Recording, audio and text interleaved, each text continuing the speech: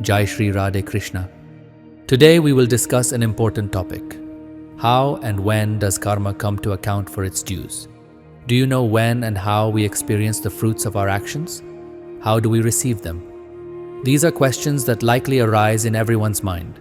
In life, sometimes we experience happiness, at other times sadness, and occasionally it may feel as if everything is working against us. In this video, we will explore the secret of karma and understand how, when, and why it comes to collect its dues. Is it solely the result of our past actions, or is there a deeper meaning? If you wish to understand the connection between the events happening in your life and karma, make sure to watch this video until the end. And if you enjoy our content, don't forget to subscribe to our channel for more informative videos. Let's dive right in. Our topic today is how a person receives the results of their deeds, regardless of their status. Take the example of King Kansa. After being killed by Lord Krishna, he returned to his parents, Vasudeva and Devaki, who were his parents in his previous life. When Krishna freed Kansa, Devaki asked, "O Krishna, my dear son, you are Narayana incarnate, the very essence of Lord Vishnu. Why did you wait 14 years to kill Kansa and free us? Why did you let us suffer for so long?" Lord Krishna smiled and replied, "Respected mother, in my previous life, why did you send me to the forest for 14 years? What mistake did I commit?" Devaki was surprised and said, "I never sent you to the forest." Krishna responded, "Perhaps you have forgotten, but in your previous life, you were Queen Kaikeyi, and my father was King Dasharatha." Devaki, stunned, asked, "Who is Mother Kaushalya in this life?" Krishna replied, "She is Yashoda, my mother." The effect of karma spares no one. Even God cannot escape its consequences. What matters is not what we achieve in life, but how we conduct ourselves. Every individual faces the results of their deeds. The law of karma is flawless and eternal. Liberation from the cycle of karma is the only solution. As Lord Krishna explained, we must face the fruits of our deeds, whether pleasant or painful. Many people wonder when they will experience the consequences of their actions, whether in this life or the next. Some actions yield results immediately, while others may manifest later. For example, if you feed a hungry person, you may feel happiness right away, which is a result of your good deed. However, the full fruits of that act may appear at a later time, in a form we cannot predict. Similarly, if you commit theft, you may feel guilt and fear immediately. The act will pollute your mind, and if you are caught, you will face additional consequences. These actions, though, will eventually manifest as part of your karmic cycle. Most of the results from our actions are experienced in this life. If we carry more sinful karma, our life will be filled with struggle and pain. On the other hand, if we have accumulated more virtuous deeds, life will be much more pleasant. Even Lord Rama could not escape the consequences of his actions. For example, when he killed Bali in secret, he later faced the repercussions of this act in the form of his own death by a hunter's arrow in his Krishna incarnation. Lord Rama's father, King Dasharatha, also faced the consequences of his deeds.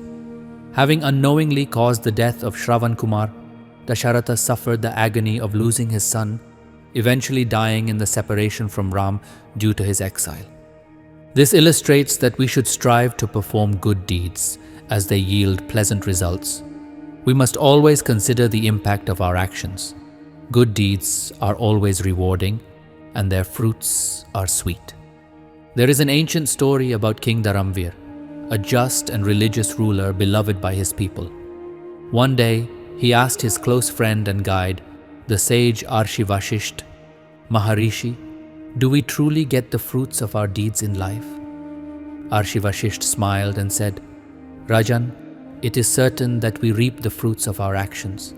This is an immutable law of nature, much like sowing seeds and harvesting the crop." In King Dharamvir's kingdom, there lived a simple man named Haridas. Despite being poor, Haridas had unwavering faith in the power of his deeds. Haridas was a man of faith and honesty, always adhering to truth and righteousness in his life. He worked tirelessly day and night on his small farm, providing for his family. One year, a terrible famine struck Haridas's village, and the people suffered from hunger and thirst. In an act of generosity, Haridas distributed the remaining food among the villagers, despite his own family going hungry. The villagers were deeply impressed by his selflessness, but Haridas's family continued to struggle. King Dharamvir, witnessing this, turned to his advisor, Ashivashisht, and asked, "Maharishi, Haridas has earned great virtue through his deeds, yet he and his family remain in hardship. Is this justice?" Maharishi Vashisht replied, "Rajan, this is just the beginning. The fruits of one's actions ripen in their own time. Haridas's hard work and devotion will surely bring him rewards." A few days later, while walking in the forest, Haridas discovered a cave containing a vast treasure. He used the wealth not only to improve his family's situation, but also to benefit the entire village. His generosity and virtuous deeds were rewarded, and prosperity came to both him and the community. King Dharamvir, inspired by this, realized the importance of justice and righteousness and vowed to follow these principles in his own kingdom. This story is from ancient times, during the reign of Lord Krishna in the city of Dwarka. At the same time, a Brahmin named Sudama lived in a small village. Sudama and Lord Krishna had studied together in the same Gurukul and shared a close bond of friendship. In another village, a woman named Ganga Devi lived a life full of struggle. Despite the hardships, she never deviated from her faith and duties. Born into a prosperous family, she had been raised with strong values.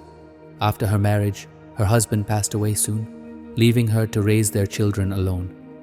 Ganga Devi worked tirelessly, performing small jobs to support her family.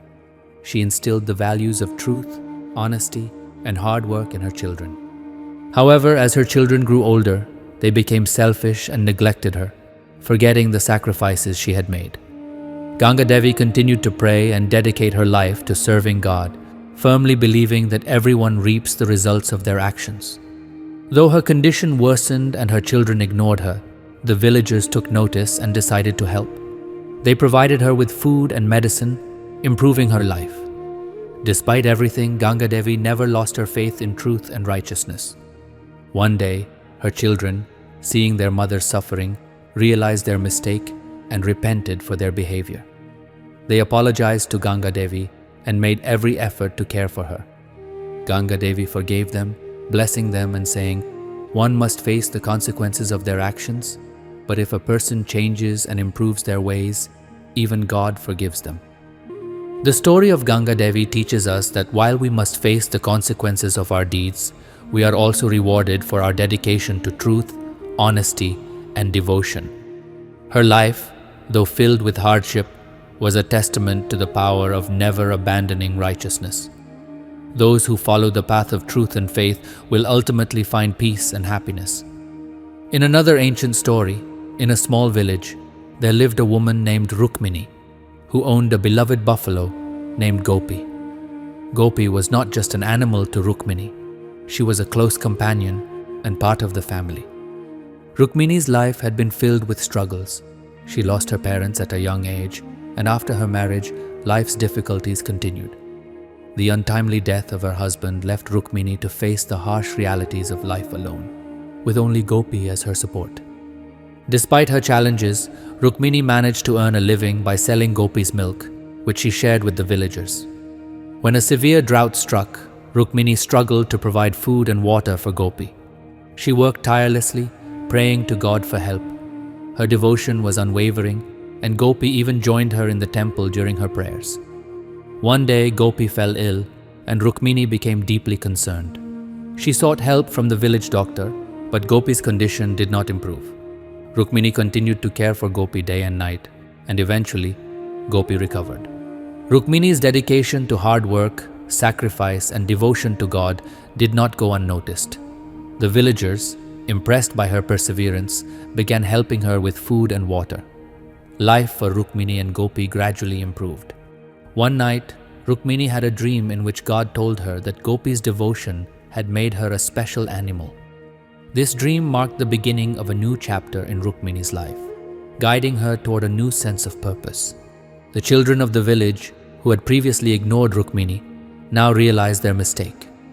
They began helping Rukmini and Gopi, offering their assistance in every possible way. This transformation in the children's attitude brought Rukmini great relief. She forgave them and blessed them, acknowledging that one must face the consequences of their actions. But if a person improves their deeds, even God forgives them. The story of Rukmini and Gopi teaches us that we must bear the consequences of our actions. Truth, honesty, and devotion undoubtedly yield positive results.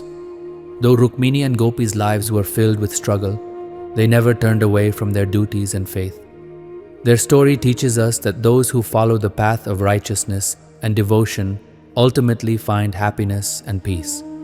Every individual performs actions, and as Lord Shri Krishna himself says in the Bhagavad Gita, no one can live even a single moment without engaging in some form of action. It is the deeds of a person that elevate them, and conversely, those same deeds can bring them down. According to Hindu belief, we reap what we sow. Our actions determine whether the fruits are sweet or bitter. Time itself decides these outcomes. This is why we should carefully consider our actions, as they have lasting consequences. According to the laws of karma, the sum of one's actions leads to divine justice. A person does not rely on God alone. They must rely on their own actions. While God may forgive, bad deeds do not. Bad actions inevitably lead to suffering, while good actions lead to peace and fulfillment. If one aligns with their good deeds, they will be blessed with opportunities and success. Conversely, living a life bound by negative actions will limit one's potential.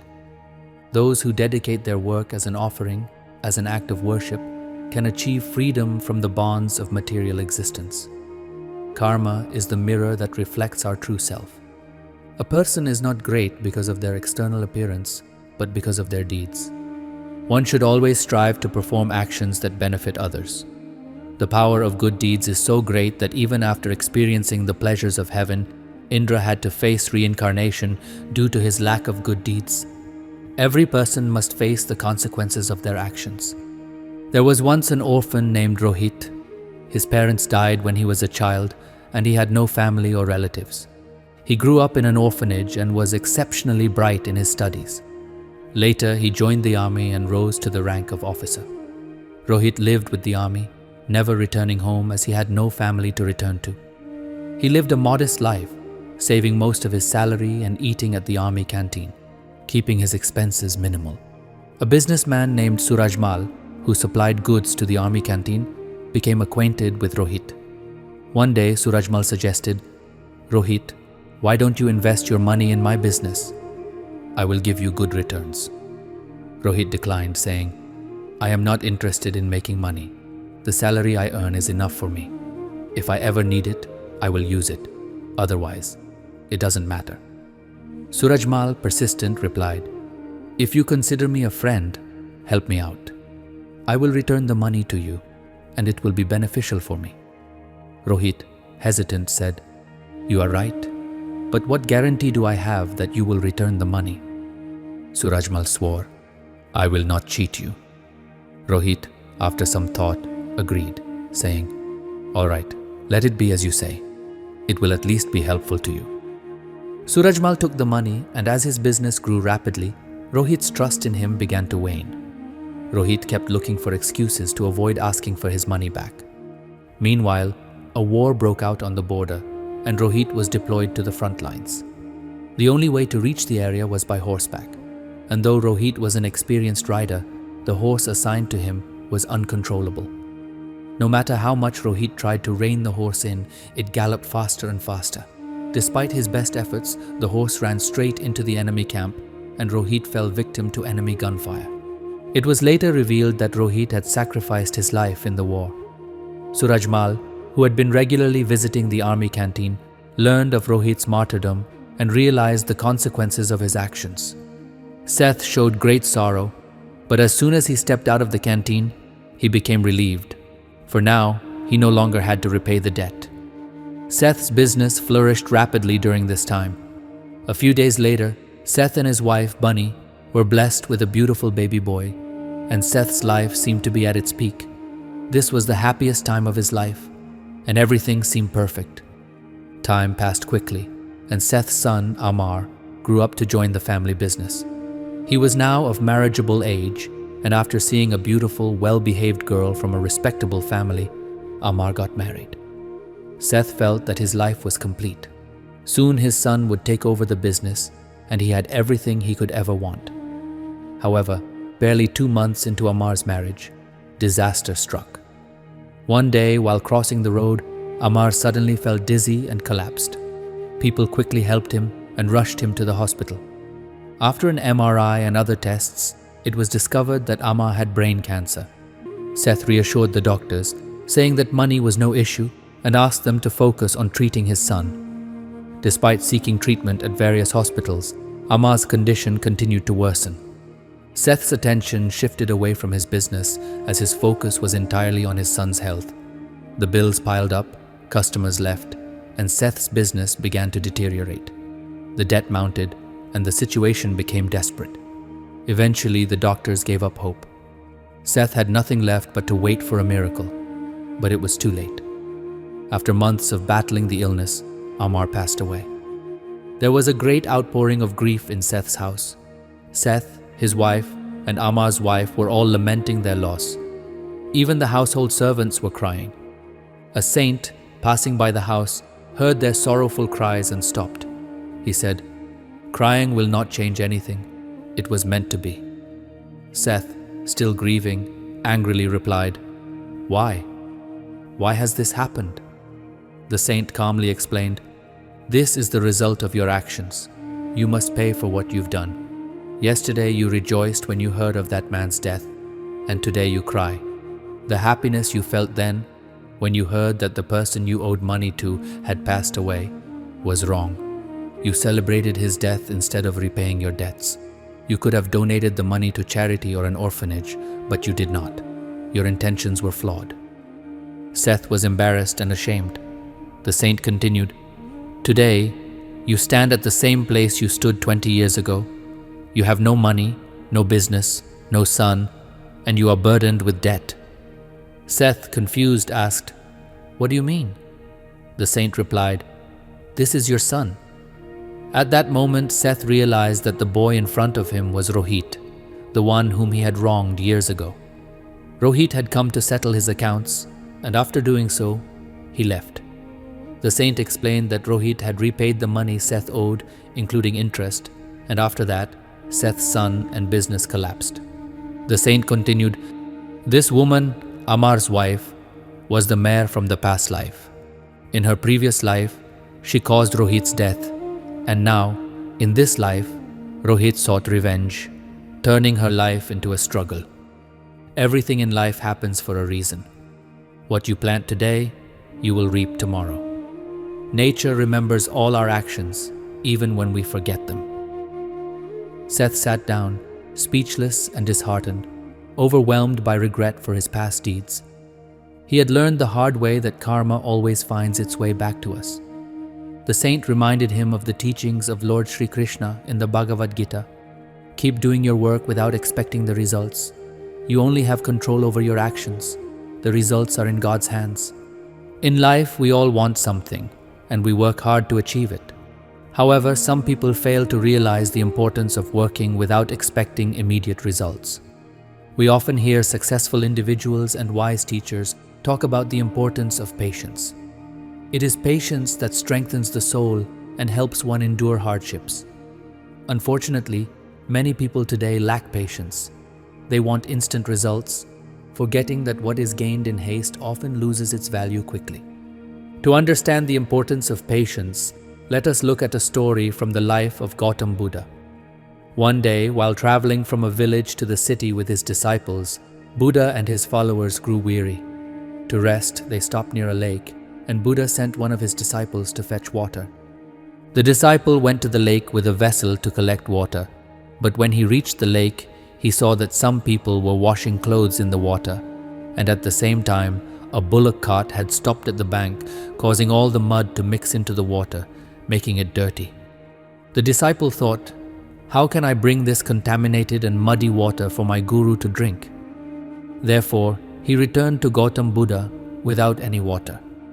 The disciple explained to Gautam Buddha that the water in the lake was dirty and unfit for drinking, and he described all the reasons why the water had become so polluted. Gautam Buddha calmly replied, "Okay, no problem. Let us rest here for a while." After resting for about half an hour, Gautam Buddha instructed the disciple to go back to the lake and bring water once again. This time, when the disciple approached the lake, he saw that the water had completely cleared. There was no movement in the water, and it had become clean and drinkable. The mud that had previously clouded the water had settled to the bottom of the lake. The disciple filled his vessel with clean water and returned to Gautam Buddha. Upon seeing the clean water, Gautam Buddha remarked, "See how the mud settled on its own and the water became clear and drinkable. We did not need to make any effort to purify the water. We only needed to wait for the right time, and it became clear on its own." Gautam Buddha then explained to the disciple, "This is how it works in life. No matter how difficult the times may be, if we pause for a while and wait for the challenging period to pass, the future will become better on its own. Therefore, patience is essential." The disciple thanked Gautam Buddha for imparting this invaluable lesson.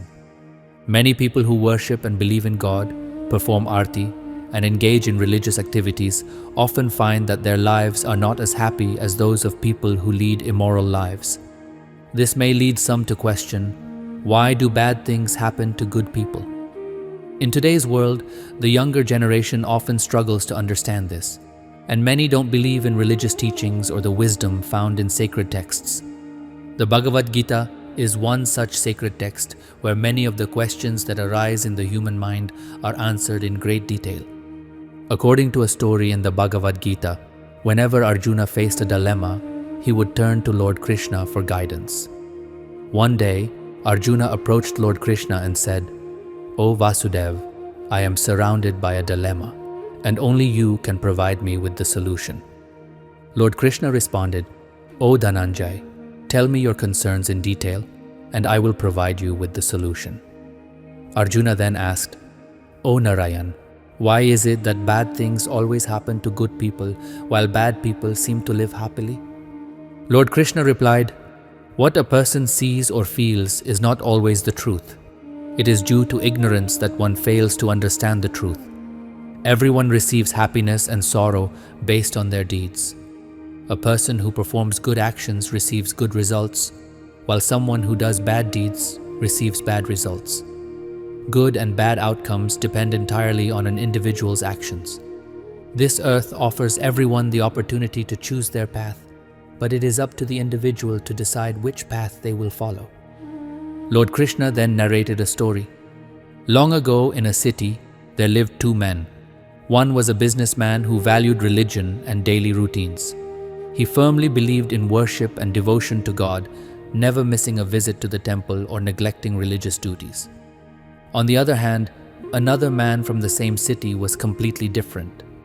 While he occasionally visited the temple, it was only to steal slippers and money from outside. He had no interest in religion, charity, or justice. His sole purpose was to steal from the temple. One day, it rained heavily in the city, and no one was in the temple except the priest. The thief, knowing that this was the perfect time, went to the temple to steal the money. He successfully took all the money while avoiding the priest's notice. At the same time, the businessman, who followed the righteous path, arrived at the temple to offer his prayers. Unfortunately, the priest mistakenly thought the businessman was the thief and began shouting. A crowd gathered, and the people, thinking the businessman was the thief, began to insult him.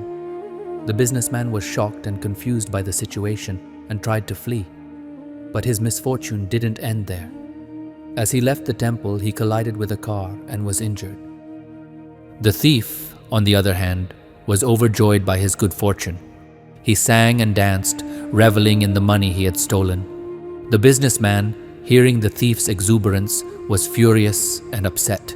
He went home, threw away all the idols of God, and began living in anger, rejecting God. After some time, both the businessman and the thief died and arrived at Yamraj's court. The businessman questioned why Yamraj had punished him for his good deeds, while rewarding the sinner with a bundle of money. He stood, angry, and said, "I have always performed good deeds, believed in worship, charity, and righteousness, yet in return I have faced humiliation and punishment throughout my life. Why then did Yamraj give a bundle of notes to this sinner who did wrong?" Yamraj replied, "You are thinking incorrectly. The day you were hit by the car, that day was actually the last day of your life. But due to the good deeds you performed throughout your life, your death was transformed into a mere injury. As for this sinner, he was destined for Rajoga, which due to his evil actions and sins turned into a small bundle of money." After narrating this story to Arjuna, Lord Krishna said, "Parth, now you have your answer. To think that God ignores your good deeds is a misunderstanding. It is up to each person to recognize what God is offering and in what form. While hardships do come in life, the grace of God always remains with those who do good. Therefore, you must never hesitate to do good deeds. The fruits of your good actions are also experienced in this life." Friends, once Mahatma Buddha was traveling from place to place, preaching to people. During his journey, he arrived in a village where the villagers began coming to hear his sermons. Soon, many people in the area became devoted to Buddha. One day, a woman approached Buddha and asked, "You seem like a prince. Why did you take up sannyas in your youth?" Buddha replied, "I wanted to find answers to 3 questions. That is why I embraced sannyas. Right now, our bodies are young and attractive, but eventually they will grow old, fall sick, and ultimately die. I wanted to understand the reasons behind old age, sickness, and death." The woman was deeply impressed by Buddha's words and invited him to her home for a meal. Upon hearing this, the villagers advised Buddha not to go to the woman's house, as they believed her character was questionable. Buddha then asked the village sarpanch, "Is this true?" The sarpanch agreed with the villagers. Buddha took the sarpanch's hand and said, "Now show me how to clap with just one hand." The sarpanch replied, "That is impossible. One hand cannot clap." Buddha said, "Exactly. In the same way, no woman can be characterless on her own. If the men of this village were not characterless, she too would not be. It is the actions of the men that shape her behavior." The sarpanch was embarrassed and realized the truth of Buddha's words. Buddha then explained, "If we want to create a good society, we must first improve ourselves. If we improve, the society will also change. We must avoid evil, and that is the lesson of living a happy life." It is often said that bad things happen to good people, and people wonder why this occurs. The reality is that the better a person is, the more compassion they have for others. They feel empathy for everyone and want to help them. This, however, can lead to greater unhappiness because, as a good person, you naturally expect others to show kindness in return. But when others do not treat you as you expect, it brings disappointment. Just as a thief expects others to be thieves, or a liar expects everyone to lie, a good person expects everyone to be good. However, this is not always the case, and this is the reason why bad things happen to good people. People often believe that the fruits of their actions should come immediately, but this is not the case. To pass a class, you must work hard throughout the year, and only at the end do you find out if you are moving on to the next class or repeating the year. Similarly, the results of our actions in this life will be revealed in due time. These results determine our next birth and the happiness or sorrows we will experience in that life. So, do not be disheartened by seeing people who do good suffering, while those who do bad seem to enjoy life. We are all responsible for the deeds of our past lives, and we are reaping the fruits of our actions. As we sow, so shall we reap. Those who understand and believe in this truth do not abandon righteousness even in the face of suffering, while others, driven by greed, abandon truth and goodness and continue to do wrong. This is the reason why, at times, we see children born to suffer pain, children born with mental disorders who come into the world only to endure the pain of needles and ultimately leave after suffering their due punishment. The life that we, you, and others experience inevitably includes both happiness and sorrow. In fact, happiness and sorrow are two sides of the same coin, and their arrival in succession is not only necessary but also inevitable. It is important to note that what we see is not always the full truth. Often, our perception can be clouded by illusion. As a result, we experience sorrow. However, it is not always the case that the good deeds we perform yield good results. The root of sorrow in life lies in the fact that we often focus more on the outcome of our actions than on the actions themselves. While we only have control over our actions, the results are not within our control. Many times we observe that a person performs good deeds and yet faces misfortune. But we must not forget that some of the sorrows we experience today may stem from the deeds of our past lives. Let me share a story. There was once a very poor man named Madhav. Apart from him, his family consisted of his wife and 3 children. Madhav did not own any land. Both he and his wife worked as laborers on other people's fields, earning a meager income in exchange for their hard work, just enough to get by. They lived in a small hut, which had become old and dilapidated. Madhav, however, saved some money by cutting trees and decided to build a new concrete house. After saving every penny, he managed to construct a one-room house, and his wife and children were overjoyed to have their own home. Madhav invited a pandit from another village to conduct the housewarming ceremony, but as he was on his way, a strong storm hit the village, causing his new house to collapse. The hut, however, remained intact, thanks to the wall of the new house providing protection. The villagers gathered and they all mourned the destruction of Madhav's house.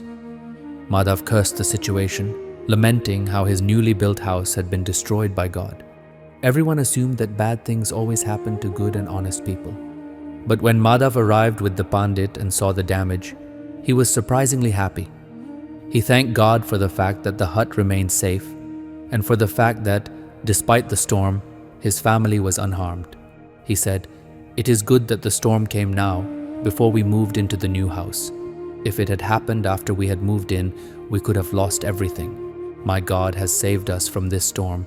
Everyone's precious life has been spared." Panditji, who was listening, was deeply moved by Madhav's perspective. He said, "Wow, what a profound way of thinking. Indeed, God protects good people from significant losses and turns them into minor ones. But due to our ignorance, we often blame God for what we see as harm. We criticize Him for a small injury, whereas He transforms a mountain-like problem into a mere stone. Every living being faces the consequences of its past deeds, but God always reduces the sufferings of righteous people. This world is governed by karma. You reap what you sow. Sorrow and happiness are both sides of the same coin, and the cycle continues. If someone performs good deeds, good things will happen to them. Conversely, those who do bad deeds will naturally face misfortune. At times, despite performing good deeds, a person may still face hardships, while those who do wrong seem to prosper. This leads us to the question, if the results of our actions are determined by our deeds, why does this happen? Your destiny is not solely tied to the actions of your ancestors. While your fate is influenced by your family's actions to some extent, it is ultimately your own deeds that shape your life. Therefore, even if a person seems to be fortunate despite their wrongdoings, it is likely that their ancestors performed good deeds that impact their current fortune. On the other hand, a good person may suffer because their ancestors may have committed harmful actions. The biggest truth is that a person should neither be overly joyous nor disheartened by these circumstances. Ultimately, a person's fate is determined by their own actions, and they will receive the consequences of what they sow. However, one must wait for the right time for the results to manifest. As a popular saying goes, if you do not tease a lion, it does not mean that the lion will not eat you. This idea is reflected in a story. Once, a boy was walking along the bank of a river in the jungle when he heard someone crying out in despair.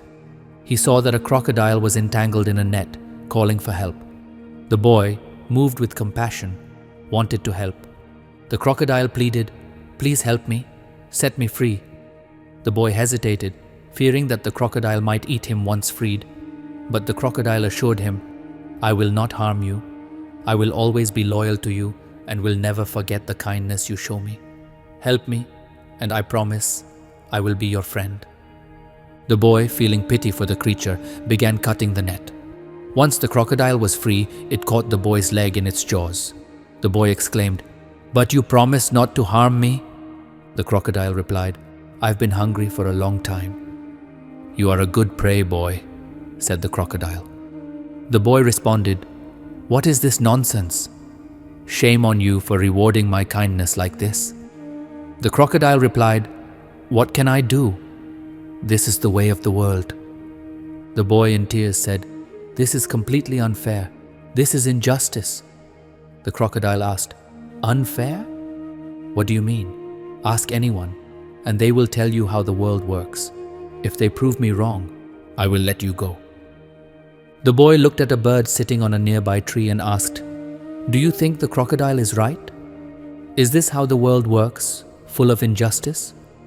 The bird, witnessing the entire incident, replied, "The crocodile is right. I worked hard to build my nest and laid my eggs, only for a snake to come and swallow them. My efforts were in vain. Yes, this world is certainly unfair." With that, the bird flew away. The crocodile tightened its grip and said, "Did you hear that? She agrees with me." The boy then pleaded, "Wait!" He noticed a donkey nearby and asked, "Do you think the crocodile is right? Is this world full of unfairness?" The donkey replied, "Unfortunately, yes. When I was young, my master placed heavy burdens on my back and made me work tirelessly. I served him faithfully for years. But now that I am old and weak, he has abandoned me in the jungle, saying he can no longer feed me.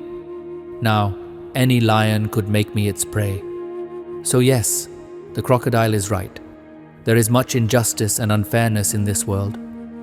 The crocodile, growing impatient, said, "Now I've had enough. I'm feeling hungry. Say your last prayer to God."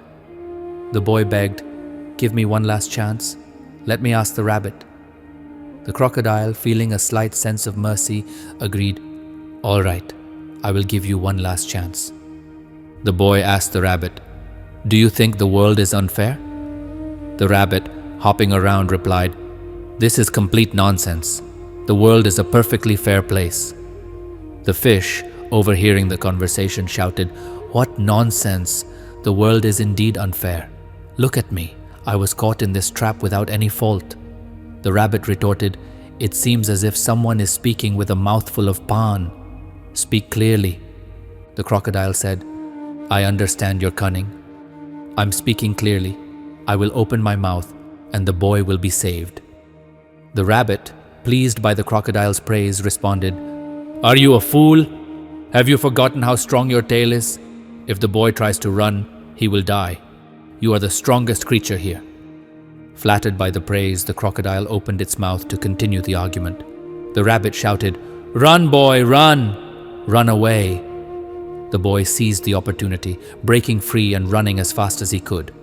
The fish, angry at losing its meal, cried out, "You cheater!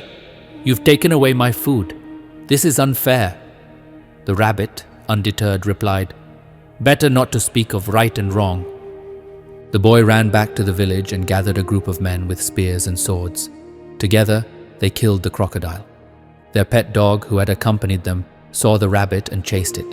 The boy shouted, "Stop! This rabbit saved my life. Don't attack it." But it was too late. The dog caught the rabbit, and in an instant, the rabbit's life was over. The boy, witnessing the tragic turn of events, reflected, "Maybe the crocodile was right. The world is full of misfortunes and injustices. That's life. It doesn't matter how spiritual or good you are. Suffering is inevitable. Spiritual growth doesn't exempt anyone from the laws of nature. Whether one is a boy, a crocodile, a donkey, or a rabbit, life offers no guarantees. Perhaps it's this uncertainty that makes life adventurous. Being good or great cannot shield you from physical or mental ailments. Even if you love someone deeply and remain loyal, there is no assurance that your partner won't betray you." So friends, I hope you enjoyed today's video. If you did, please write Jai Shri Radhe Krishna in the comments from your heart. To receive more such videos, subscribe to our Krishna Vani Gyan channel. Don't forget to like and share the video with your friends and family so they too can benefit from this knowledge. Thank you. Jai Shri Krishna, Radhe Krishna.